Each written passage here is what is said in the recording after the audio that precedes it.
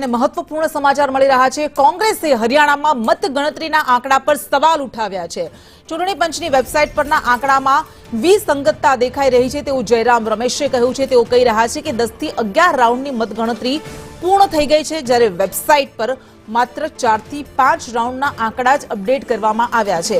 પ્રશાસન પર દબાણ લાવવાની કોશિશ કરવામાં આવી રહી છે। અમે ચૂંટણી પંચ સમક્ષ ફરિયાદ કરીશું, જયરામ રમેશનું કહેવું છે। એટલે ફરી એક વખત આ ગંભીર આરોપ લાગ્યા છે ચૂંટણી પંચની કામગીરી પર કે શા માટે જલ્દી જે પ્રમાણે ગણતરી થઈ રહી છે એ પ્રમાણે વેબસાઇટ પર આંકડા અપડેટ કરવામાં નથી આવી રહ્યા। તેઓ કહી રહ્યા છે કે 10 થી 11 રાઉન્ડની મતગણતરી પૂર્ણ થઈ ગઈ છે, તો વેબસાઇટ પર શા માટે માત્ર ફક્ત 4 થી 5 રાઉન્ડના આંકડા જ અપડેટ કરવામાં આવ્યા છે। જો કે આ પહેલી વખત નથી, ગત વખતે પણ આવું થયું હતું જ્યારે આંકડા ધીમી ગતિએ સામે આવી રહ્યા હતા, અપડેટ થઈ રહ્યા હતા, ત્યારે પણ કોંગ્રેસે ચૂંટણી પંચની કામગીરી પર ઇરાદા પર સવાલ ઉઠાવ્યા હતા।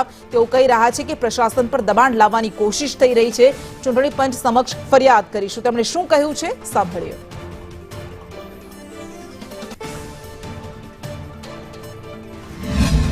ज्ञापन हम पेश कर रहे हैं। अभी अगले 5-7 मिनटों में हम पेश करेंगे।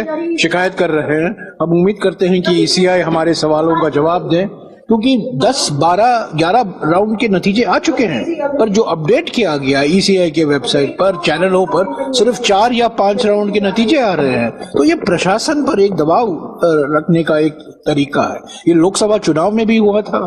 हम लोग गए थे, अभिषेक सिंघवी जी और मैं ईसीआई गए थे, हमने शिकायत की और तब ईसीआई ने कार्रवाई की।